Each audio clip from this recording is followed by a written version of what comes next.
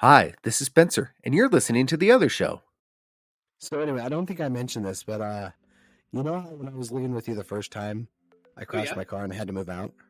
That's never came up. Not once. Never once. No, It's no. Definitely didn't have people come over years later to be like, "Hey, do you know this man? Does he still currently live here?" To which I had to say no. which is funny because I've changed my address legally with the state 3 different times after that. Like my driver's license changed 3 different times after that point. I'm still grateful for the experience. I got to learn that we have constables. I didn't think that was a U.S. thing. Well, they don't wear the hat, if that's what you're wondering. No, they don't, and it's kind of a crime that they don't. They should. Maybe we should petition. That should be on like ballot initiative 223, Order 66 of the Utah State Legislature. Order 66. You could just see some people in there. It's time. The bill has gone through. Yeah, Wear I'm pretty sure if you execute Order 66, Orrin Hatch will raise, I don't know, somehow he'll return and kill all the primary children. I'm not laughing at the death of primary children. Just make that clear. But you are laughing a little bit at the young ones. Just a little bit. No. Well, yes, but no. It reminds me. I was helping develop a piece of software that didn't go anywhere. And one of the things that we had, we had in code, it was like a chatbot type thing. And in the early bits of development, as we were testing out what it could do, ooh, look how cool it can recognize the commands. And so it was helping search guides and stuff like that, search the internet for information. And then you told it to execute Order 66, and it would salute and say, "Yes, my lord." You gotta have little Easter eggs like that in early code. You have to have Easter eggs. That's what makes it worthwhile.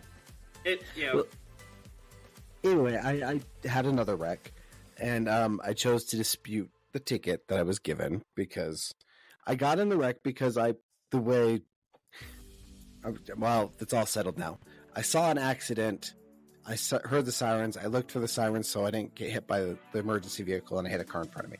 Okay. Oh, okay. All right. They gave me a ticket for careless driving, which was far from the truth. So I went back to fight that ticket, right? I was in the Justice Traffic Court from 8 a.m. until 3 o'clock. So I saw some of the wildest stories while I was there. It was honestly more entertaining than anything I've seen on TV. Okay? Okay. Let me give you one of the highlights. Sure. So the judge looked like your stereotypical judge from TV. Not Judge Judy, but quasi one of the quorum of the 12 type looking dudes, right? But with robes. Okay. You know? Okay, I'm with it. Anyway, the lawyer for the defendant came up, and he looked like he was stripped or taken right from the episode of The Sopranos. The overly large suit, just sloppy, not put together. He was obviously frazzled. And then there's the other lawyer that was helping him. That was in this snappy, purple pinstripe suit. Looked like he was, purple pinstripe suit, wingtip shoes, and was built like a brick house. This dude was jacked. Okay.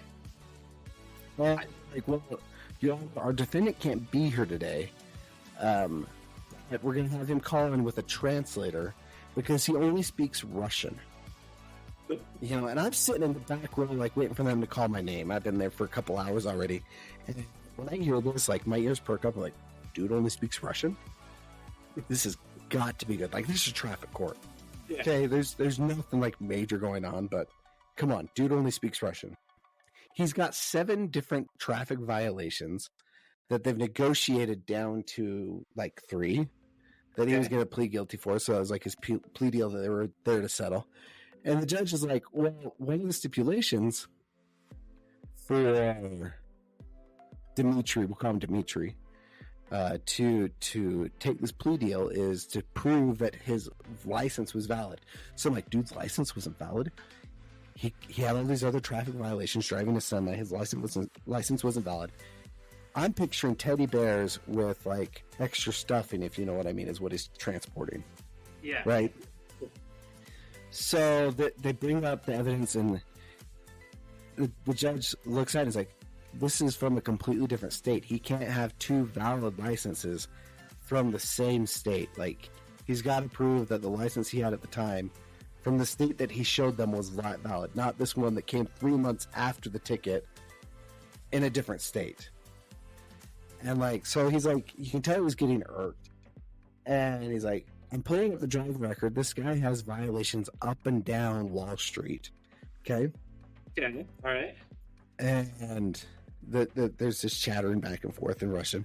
So the judge asks the employers, like, so wait, how long have you known the defendant before you employed him? And how long has he been employed? And the boss is just like, a month. Like, you just met this dude, had him behind a big rig, driving across state lines, had a rap sheet like a mile long, traffic violations. Mind you, traffic violations. Yeah. Right, traffic violations. Like, driving a big rig? Yeah, driving a big rig. And that was like the thing that, like, he wasn't even licensed to drive the big rig, right? So, like, that was the judge's whole point. Was like, you could kill somebody with this. And I'm like thinking in the back of my head, the dude's already killed. And it wasn't with a car or a vehicle. Trust me, this dude he's murdered. You just know he has. Based on his defense, like the lawyers he has, like, yeah, he's killed somebody. Anyway, yeah, that was like, nothing says more Joker mob lawyer than that. Right? The minute somebody walks in at a purple pinstripe suit, I'm like, oh, this dude's getting off scot-free, especially traffic court. But if you're hiring a lawyer of like that caliber or like that dresses that way for traffic court, like, okay, you're being protected by somebody else's money. And this is happening in Roy, Utah. Like, this isn't like Salt Lake traffic court. This is Roy, Utah. Like, the rest of us in there are in jeans and belt buckles. Okay? Little over, just out there, yeah. Yeah, everybody else is there because, like, we ran a stop sign, right? Or we ran a stoplight. Sure, it's the most innocuous stuff there. And it was like, yes, I may have been driving my vehicle a little fast. And I may or may not have hit a few bumps, if you know what I mean. So, like, that was my whole day. Have you ever been to court? I have not been to court. I am what they call in the business an upstanding citizen. That's true. I can't even picture you getting like even a traffic ticket. I have gotten traffic tickets before. Let's see. I've sped a couple of times. Yeah, both of the times I was drowsy, and I was convinced that I was going so slow that the traffic wasn't around me. But in reality, I had just sped past all the traffic. See, and here's the thing: is like, I know where you live. Where you live in South Jordan, like, the streets are so narrow. I think the only tickets you'd ever gotten was like your car towed for parking illegally in your HOA. Which almost happened, actually. I think you were there for that. Was that you that almost got pulled over? I know my brother, who was your HOA's lawyer, got his car like towed. So it might have been you. It might have been. I think it was you. So what happened is I had come home and it was late, and we have strict parking policies in our little community. So I had parked on the street to be like, okay, I need someone to move their car because I'm going to get towed. So I had got in. I had said, hey, can someone move their car? Yeah. And then instantly we heard the sound of it happening because the car had been cold. That's when we had the chop shop guy that was living next to us. You remember him? Yeah, I do remember him. Where like they were always parking stuff on the street. They were always getting called, and then like they always got to move beforehand. So like we were getting extra picked on. Yeah. So confession. You knew that Kenny, my spiritual and temporal leader, right? Yes. Was the HOA vice president at the time. He's now, I think, your HOA president. I think so. But yeah, I was the one telling him at work, like, hey, Kenny, they're parked there again. Can you get up? Like, it was totally me. And then, like, I'd get up the next morning, and they'd be like, yeah, that pinche HOA. Like, yeah, sure, they'll have to get you. Kenny, they're parked there again. So that was totally on me. Anyway, it was like all of the time, man. And I just remember most of the time that he was pretty chill. Like they used to have a problem with like they would like park a little bit over our driveway, and so like it was hard for us to get out because it was always a full house. And like 95% of the time, usually I could just go over the knock and be like, "Hey, can you move?" And he was usually really good with it. But then his wife was just not into it. She was just like, anytime I went over, she opened the doors like, "Oh no, this car is never gonna get moved." Yeah, and she would park like all the way across our driveway. Yes, not like a little bit, but like all the way across. And she just had that look of like, "Yeah, so what are you gonna do? You're gonna hit my car, right?" Yeah. Yeah. Anyway, are you playing anything good? The only thing I've played recently is Baldur's Gate, which, funny enough, on Steam says it's a 30-hour game. Who says it's a 30-hour game? Steam officially lists it as a 30-hour game, like playthrough. I'm at hours, like 60 some odd, and I'm not even to Act 2 yet. 2 of 3. Okay, hang on 1 second. Excuse the loud typing. Who's got a mechanical keyboard or something like that? I do have a mechanical keyboard because I'm a pro gamer. That's how I roll. If I can't hear mechanical... It's not happening. I was gonna say I have a mechanical keyboard, but it's not because I'm a pro gamer. So on howlongtobeat.com, probably one of my most favorite websites for planning out how long of a pseudo speed run I'm going to run in a game is. Yeah. I trust it a lot. Main story is 68 hours. Main sides 111. Completionist 160. Overall averaging to about 112 hours per playthrough. Yeah, I don't even think it's that. Like, I think they're even underestimating. I don't think so. How Long to Beat, people upload their runs, and they kind of go and put things on there. Your first time's always going to take a little bit longer, I think. But if you're going through to beat it, and Baldur's Gate 3 has the replayability, I think you can get it down to like 7 days. That's one where like I'm not even out of the first act. I'm like, okay, on my next playthrough, I'm going to do this, and then I'm going to completely forget by the time I get to my next playthrough, and I'll probably just play through like I just did this time. Yeah. Other than that, I'm playing a game called. I've told you to play Deep Rock Galactic with me, right? You have. And you still haven't. That is. I can't confirm or deny that information. And then the next one. Have you heard of the game Lethal Company? I have actually. I own that one. Oh, we should play sometime. Because the most fun game mechanic I think in that game is the connectivity with Steam's voice chat feature. Oh yeah, the how the voice is. Yeah, how like the voice can like it has like a distance. And yeah, no spoilers. But yeah, like, you could literally like, be like shouting, and then someone else across the room wouldn't hear because you're just too far away. Or like somebody's running down the hall and you hear as they run away from monsters. Or have you had where like somebody's like mid sentence when they get killed and they just get cut off? Yes. And there's nothing more worse to go like, wait, Ken? Oh. How much stuff did he have on him? Oh my gosh, they killed Kent. Yeah, it's one of those like garbage collection games where you have to collect so much garbage that has value and then hit a certain quota per mission, you know? Yeah. And it's a time mission. Other than that, I haven't really been playing anything. What about you? So I got really stoked and excited for a game called Ayuden Chronicles. Okay. I've been hankering for like an old school JRPG, and I'm always a sucker for like these big war stories. So I saw this trailer. I think it was like one of the earlier conventions this year, like February or March or something. And then I saw that there was this gameplay where you had like over all these people that you recruited. There's like 120 recruitable characters in the game, and each of them, most of them, you can like slip into your party in combat and stuff like that. They each have like unique sprites. And then they all would like come together in this giant war mode where they had like these commanders and these battalions, and you just like march across. And I'm just like, oh my gosh, this looks pretty good. And then they had a kangaroo with a sword. Whoa! Kangaroo isn't that just normally in Australia? With a jacket and an iPad. I mean, I would have to assume so. I've never been, but I imagine it's covered in that type of aesthetic. 99% sure that's just Paul Hogan on a weekday. And that joke, just like Jordan is Googling who's Paul Hogan. I know pop culture. I know who that is. He was in the Dundee. Yeah, Crocodile Dundee. Yeah, Alligator Dundee. Yeah, I actually kind of embarrassed. I watched this guy growing up. It's okay. No judgment. Okay, so kangaroos with swords. Yeah, kangaroo with sword, and I was like, okay, those two things, I'm in. Are you sure it's not a knife?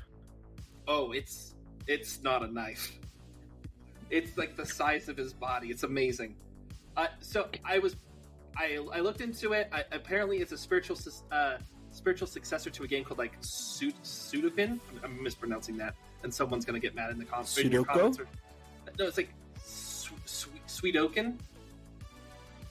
Like Sudoku. Yeah, something like that. I think Jess is the only one that is like correcting our pronunciation right now. The silence is deafening. Anyway, okay. So I looked into it. So it was like a fan project. It's like the creators of those games, like we want to create like another one, and so they did like the whole Patreon Kickstarter thing. Yeah. And they raised a whole bunch of money. They even made a prequel game. And I was like, okay, if I'm gonna get into this, I'll just go ahead and play the whole thing. The prequel game is totally different. It's like a light Metroidvania, and like instead of unlocking like new abilities, like new attacks, like you would just like it started really basic. Like you could jump, and then you had like a basic attack.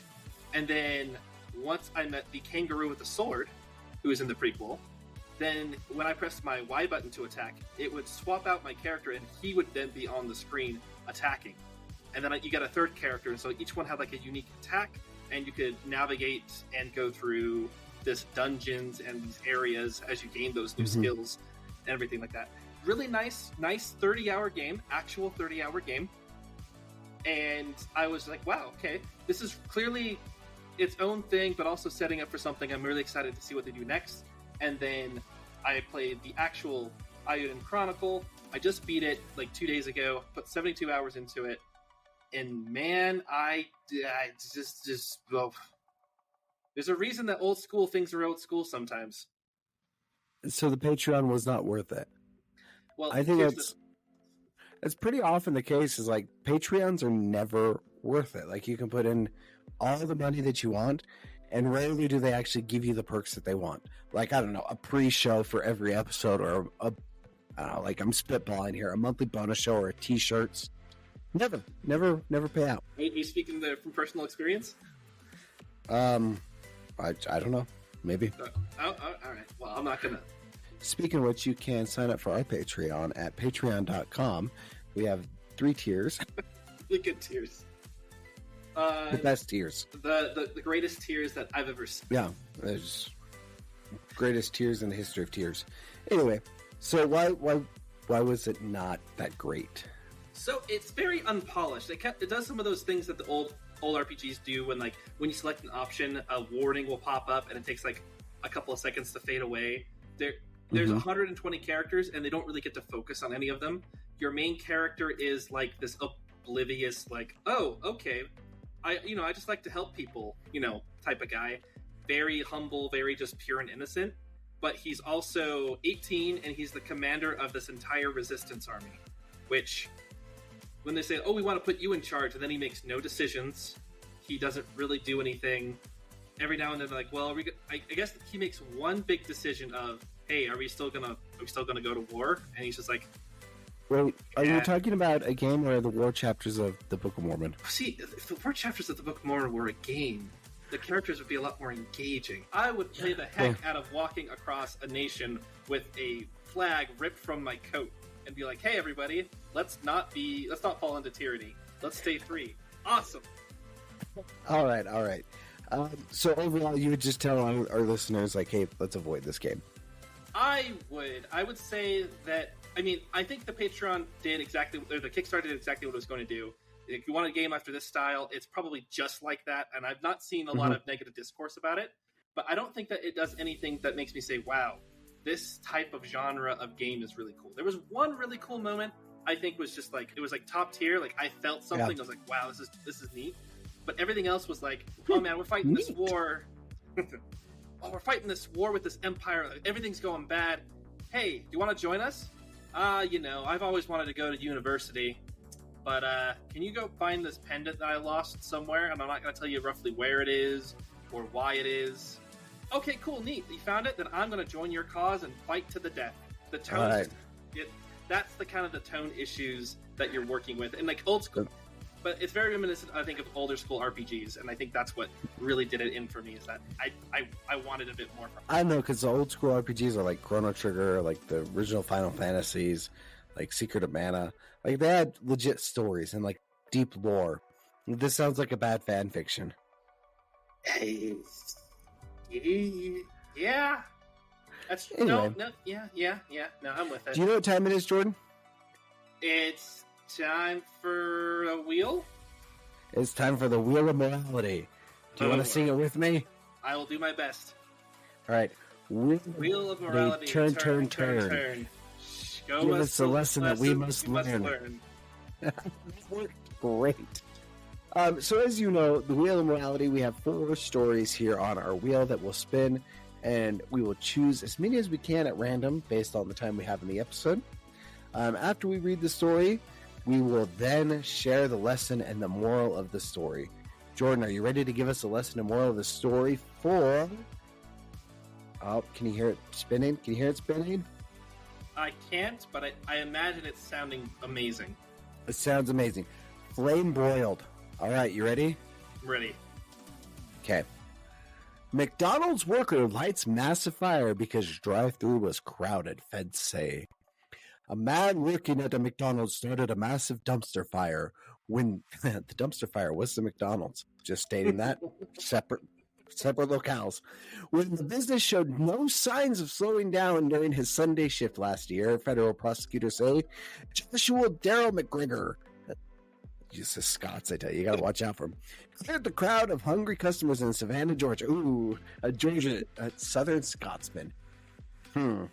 Hungry customers at Savannah, Georgia McDonald's by lighting a piece of cardboard on fire and tossing it into the dumpster, which had more pieces of cardboard according to the documents. Now, here's the thing you got to understand about cardboard from a McDonald's. You worked at a McDonald's, Jordan, so you would know. Don't put that evil on me. Covered, like the cardboard's already covered in grease, so these are like natural fire starters to begin with. So, like, you light one on fire, the rest are going up like Christmas in July or like cardboard from McDonald's. Okay. McGregor, now 34, of Savannah, was frustrated. Oh, this is in quotes. Was frustrated because the drive-thru was so crowded. Court documents say he made sure the fire ignited, went back inside, and returned to film the blaze as it grew larger. So the dude didn't even like peace out. He lit the fire and then went back inside, like full ownership of what he did to film this growing. Like, he's frustrated with his job and he sticks around to help cars go through.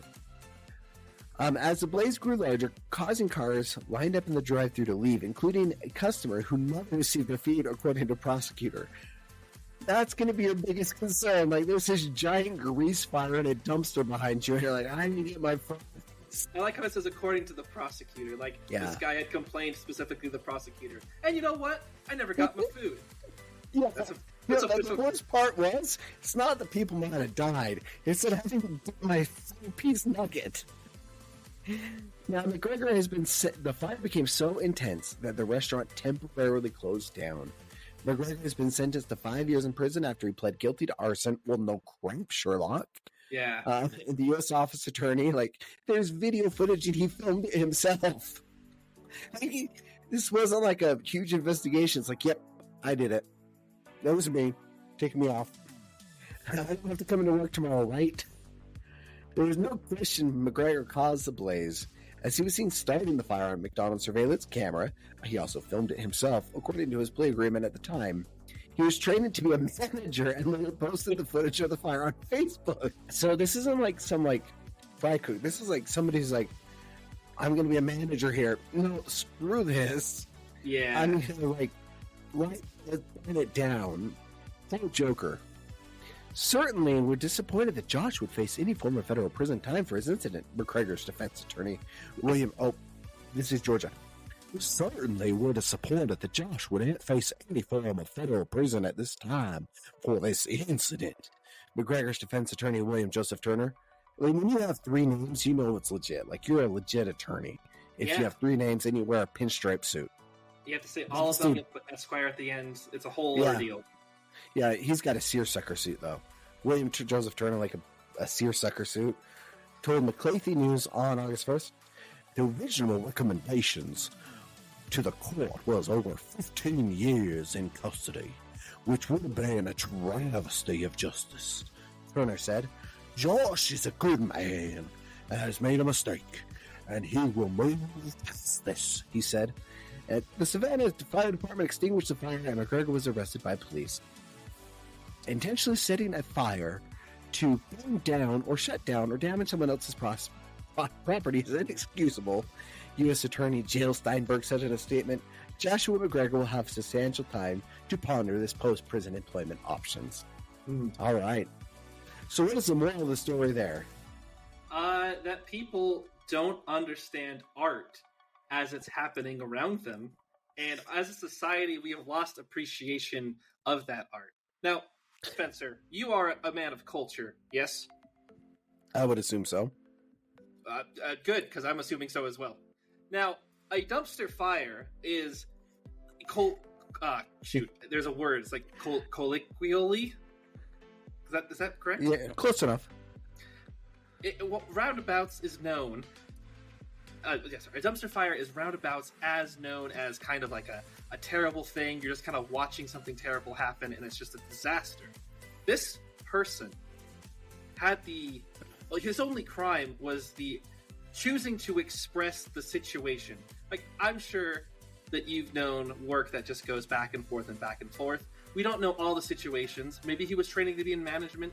How much of that is true? How much of that was said of like, yeah, he was an up-and-coming guy, or it was in a court of law. But how much of that is really like, oh, I just took a course, but really I'm stuck at this dead-end job? Like, or is it like his boss above him was just really like oppressive and everything, like no bathroom breaks, no do this, no do that? There's lots of questions that could be raised. But it got to the point that it affected this man, and he wanted to express himself in a way. Like, and what do? You make sure that you have a voice. You go out and you make a statement. You make a literal dumpster fire to communicate what the situation has turned to. And then, because this brave hero stood, he knew that it might not be recognized. He didn't want to just share it with the people in the line. See, at that point, that makes sense. You know, start a dumpster fire, everyone leaves, property damage, I buy that. But then he filmed it. And you said, well, that was a dumb decision. No, it was a brilliant decision. He was creating art. He was sharing that. Look at the situation. Look at the state of this McDonald's here today. This is the state of America, and I cannot stand for it anymore. So, you are all too busy. And here I would have said the moral lesson here was, if you're going to burn down your place of employment, don't do it on camera. It's my moral lesson. I think we have time for one more. Or at least one more. Okay. All right. Okay. We have the big cheese. Now I've got to find my big cheese story. I was excited for this one because I think I heard about this one in last week's episode. This one's a little bit different. Germany. Police officer fired for stealing 180 kilograms of cheddar. A police officer in Germany lost his job after stealing about 180 kilograms of cheddar cheese from an overturned trunk following an accident. The Rhineland... I don't mean to interrupt because I know that this is like your thing. How many kilos exactly? 180 kilos. Okay. So in American, that's 400 pounds. Dude lifted 400 pounds of cheese. Okay. I gotta know, is this like one big wheel or was it like individual bricks? And is he like hiding it in his pants as like he's smuggling it back to his car? Because those German cars aren't that large. Like, anyway, I don't know. 400. The Rhineland Palatinate Higher Administrative Court on Tuesday rejected the man's appeal, meaning the decision to dismiss him stands, so he's still fired for stealing cheese. The officer worked for the Highway Patrol and was assigned to secure the scenes of an accident, the court said. He drove a police minibus close to the damaged truck. He opened the sliding door of the police bus and asked the employee for the salvage company working had to hand him several undamaged packages of cheese from the refrigerated container, the court explained in a statement. The total of 9 packages, so they're the smaller bricks, but let's see, 9 packages by 400, so that would have been like 50 pounds each. It would be about 20 kilos each, which then converts to... Oh, it already does 44 pounds. 44 pounds each. Hey, there you go. Yeah, a total of 9 packages of cheese were taken, each weighing 20 kilograms, about 44 pounds. The stolen cheddar cheese was valued at 554 euros, or roughly $595. So that's not even like a grand burglary here in the U.S. It's less than $1,000. It's like a couple of weeks' pay. That's like a misdemeanor. The defendant took some of the packages back to the... He would end up in the Royal Justice Court for this. Yeah, he can hang out with Dimitri. The defendant took some of the packages back to the office, the statement said. It is believed that he also kept some for himself, so he took it back to the office. Like, well, yeah, it's 400 pounds of cheese. He ain't gonna eat all of that all at once. No, he's got to share with himself and his friends and his relatives. It's like, that's your Christmas gift to like your friends and relatives and neighbors, like stolen cheese. Yeah, but did he stop for crackers? He didn't just give it over plain. You have to stop for crackers. You can't just give like 400 pounds of cheddar, like right then and there. Right? Yeah, I hope so. In the complaint, the officer explained that the cheese was worth practically nothing because of the break in the cold chain, and he wanted to save it from being destroyed. That is practical. But now I'm like picturing like this very large and round German police officer. Like, I have to eat it 5-second rule. However, the court disagreed, saying the man had committed theft while on duty in a uniform with his service weapon. He was holding them up. Give me the cheddar! Give me the cheddar! The cheddar! With this behavior, the defendant seriously damages the reputation of the country's police force, the court said. It was irrelevant that the cheese was of relatively low value, the court added, saying that it was the officer's duty to prevent theft rather than steal the cheddar. So, wheel of morality, what is the lesson that we should learn? This one's a little bit tougher. It's not evidently clear what we are to learn from the situation, other than 400 pounds of cheese is way too much for someone, and you should only share with the people that don't snitch.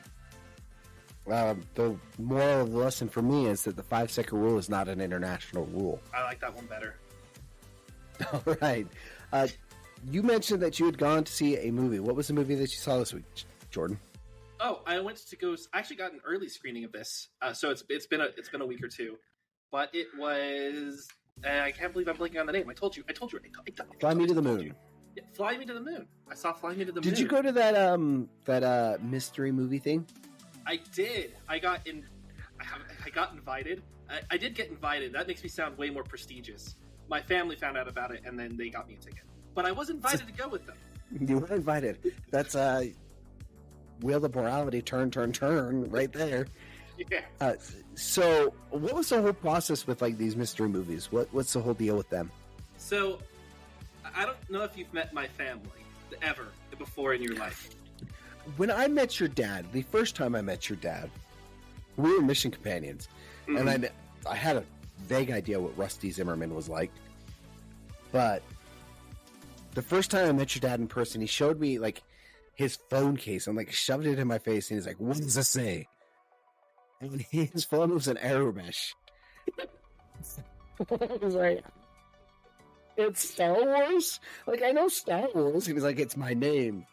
You don't pass." And I was like, "Okay, Rusty." Well, but then I ran him over with my meat, so we're good. It's true. You do cook a good meat. Point of the matter is, the other side of my family is that there's a lot of lacking and planning and putting things together there. There was one time that I was ready to have a nice weekend all to myself, put my feet up, read a book, have a nice glass of iced Coca-Cola, as you do. Were you dressed? Of course I was dressed. I'm never not dressed. That is false. In fact, when I was working at Slick and I came home one day for lunch, as I'm wont to do, I walk in and like perfectly centered in the hallway is you in your birthday suit in the recliner, and I just backed out. I quietly backed out of the house. And you text me and you're like, I was doing laundry. So for the record, I was wearing gym shorts. Okay.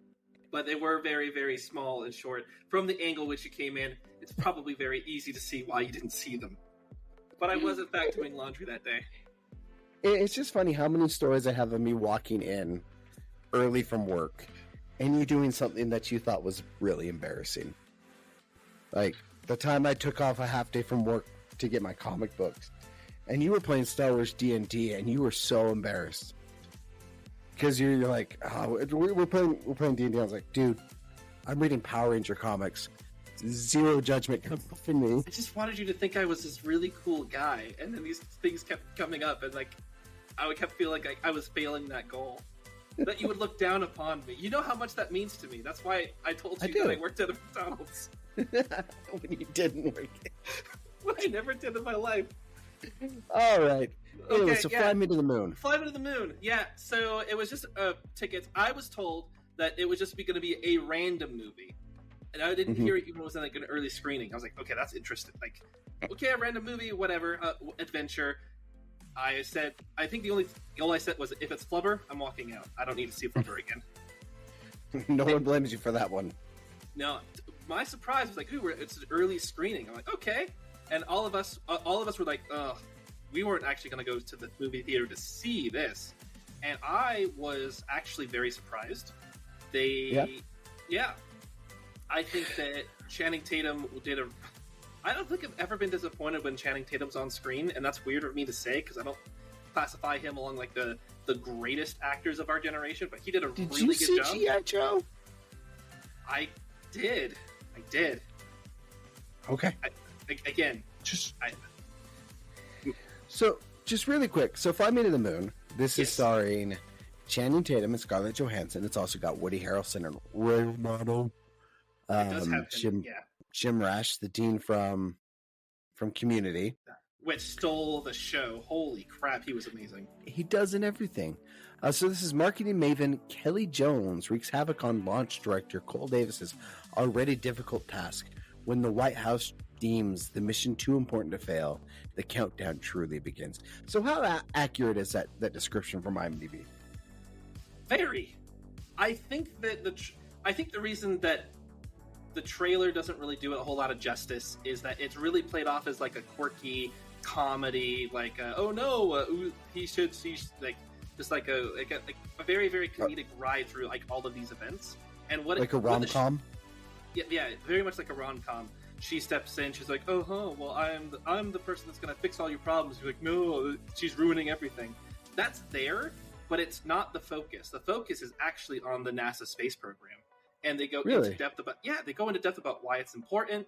They go into Channing Tatum's backstory about like why it's so important to him, and he even has like a flaw where like because he was involved with like one of the earlier launches that went wrong where they lost a bunch of astronauts, and it causes him a lot of pain, and that's why he's so focused on just getting the work done, and he doesn't like all the media stuff. And then she comes in, and she has that past as like a media mogul, like here's how you advertise, here's how you do this, like you're introduced to her. She's that clever trickster, but she goes there and she does her job for Woody Harrelson, who's the government guy, and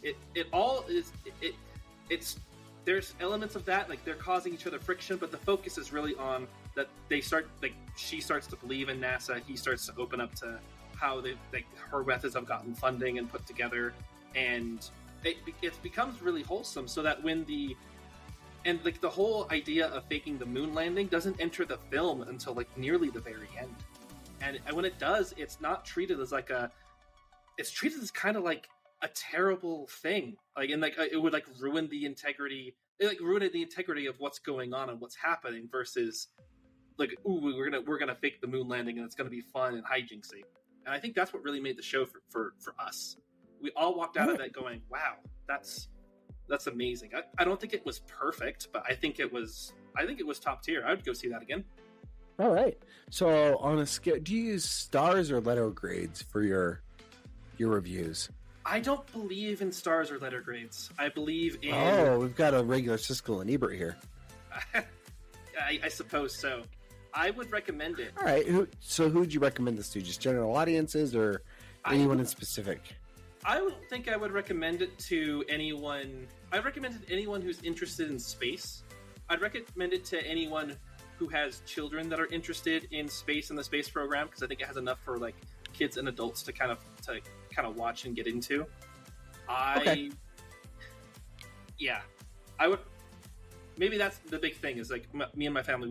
We really like space. We like the idea, like we like NASA, and yes, you guys do. we're all into that. All right. Well, Josh, take us away. You've just listened to The Other Show, starring Kent Dunn, Josh Hansen, and Spencer Myers. The Other Show is produced by Kent Dunn, Josh Hansen, and Spencer Myers. Show design and audio editing is done by me, Josh Hansen, and sales manager is Spencer Myers. The Other Show is generously supported by our friends on Patreon. A huge thank you to our Friends with Benefits tier. These friends are contributing a minimum of $25 a month, which in return comes with some rather significant benefits, including the weekly off-the-cuff episodes of The Other Show, monthly bonus episodes, quarterly live Q&A shows, and exclusive swag and perks. A huge thank you to our favorite Brit, Jonathan Vaskar, the lovely and talented Mrs. Robinson, the one, the only Chris Anderson, Brandon from Popfly Cards, Lady Terry A. Finley, the proud Disney mom, Tanya Budge, the other Keith Brown, It's Rick, not Dick Smith, Dave, and of course, our newest friend with benefits, Melanie Milring. To support The Other Show on Patreon, visit patreon.com/The Other Show to join. Please rate, review, and subscribe to The Other Show on Apple Podcasts, Spotify, iHeartRadio, YouTube, or wherever podcasts are found. Follow us on Facebook, Instagram, and X. To better connect with us and other fans of The Other Show, join our Facebook group, The Other Group. For past episodes, links to our other shows, and to shop for show swag, visit our website at theother.show. And remember, when you're not listening to me here on The Other Show, you can hear me on my other show, The Party in the Back. You can hear me on my other show, Baconsale. And you can find me on my other show, youtube.com/@Hoda_Zeta.